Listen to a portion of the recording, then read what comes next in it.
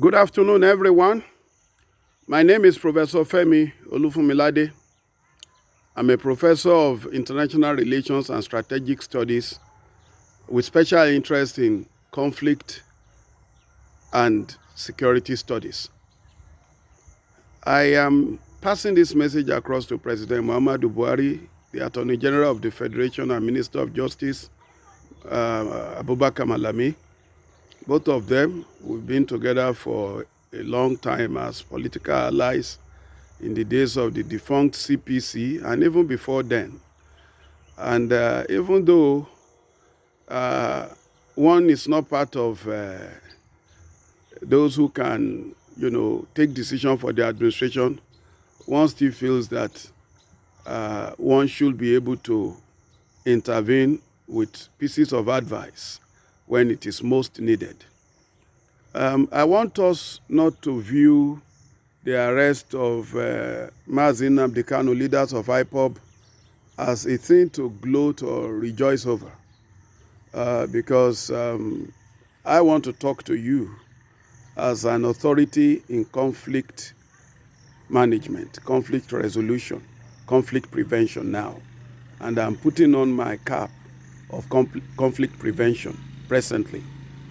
The Mazi NnamdiKanu, who was taken to custody, who later jumped bail, and now lately arrested, is not the same Mazi NnamdiKanu of old.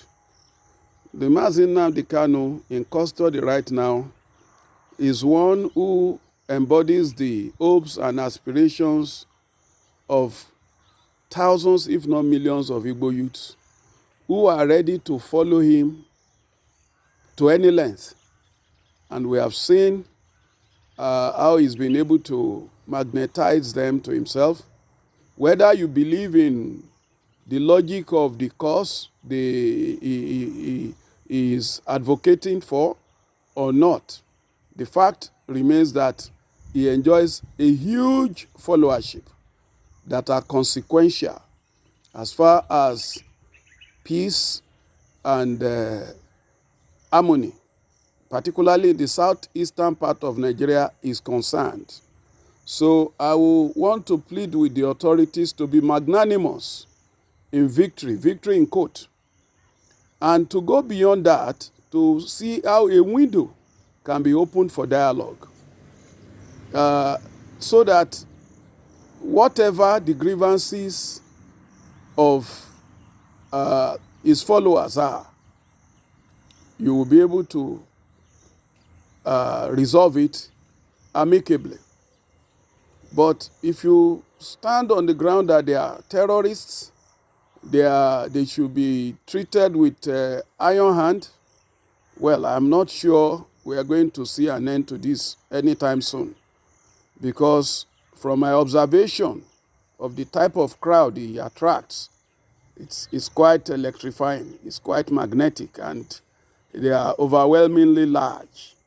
And I don't see them just running back into their cocoon now simply because he's been arrested.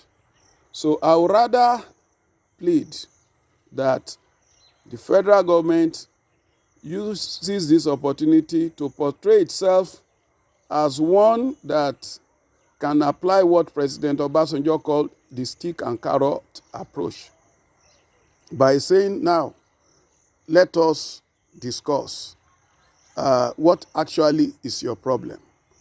I'm not talking of NnamdiKanu as a person. I'm talking about the collective of Igbo youths and Igbo senior citizens who are also quietly behind the scene in support of the agitation by the IPOB members.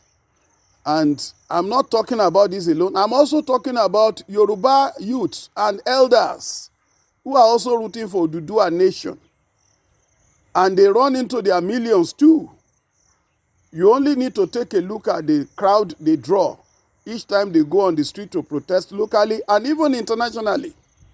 So if anyone sits in a comfort zone and say, these are charlatans, these people don't know what, they don't matter, well, it's like postponing the evil day.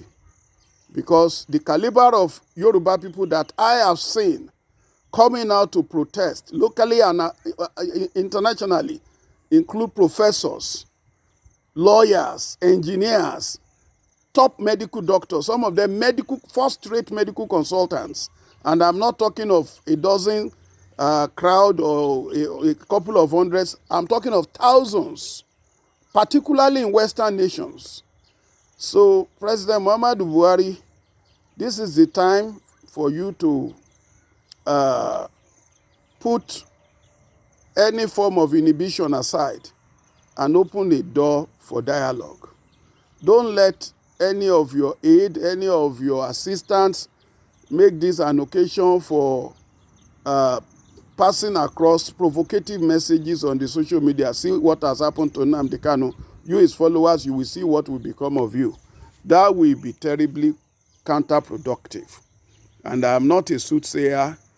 I'm not a member of IPOB, but I'm a social scientist and an observer of trends in Nigeria. And I know that the crowd I see that these guys pull, this NnamdiKanu pull, some of them are highly educated, sophisticated. The idea that they are all, illiterate traders is not true.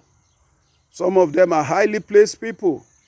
So we should not allow this to produce another form of Boko Haram. You know, Mohammed Yusuf was arrested too, similarly. And we don't know what happened. The next thing was to produce his corpse.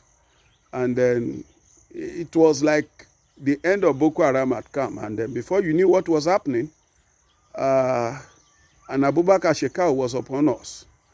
I don't want an Abubakar Shekau in the case of IPOB. I want whatever grievances IPOB members have to receive hearing at the presidential level. And after all, the Miyetti Allah, despite the atrocities its members are committing across the country, killing, maiming, destroying farms, and they keep talking and defending their people, they have not been taken to jail. Rather, the federal government is talking about reclaiming grazing routes for them. So in a way, federal government recognizes that they have some legitimate claims.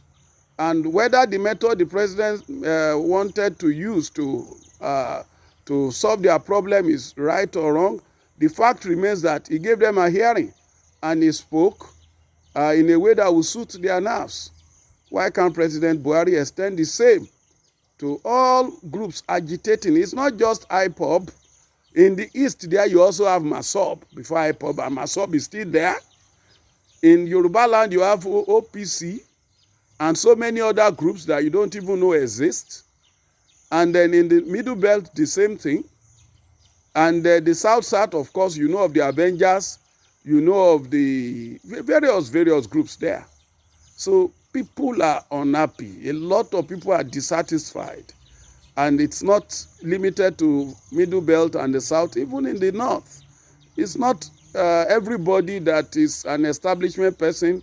It's not everybody that is happy, even with the Buhari administration. It's not every Fulani that is happy. Why can't we have a national dialogue? President Buhari is teaching time saves 9. God bless every lover of peace and progress listening to this.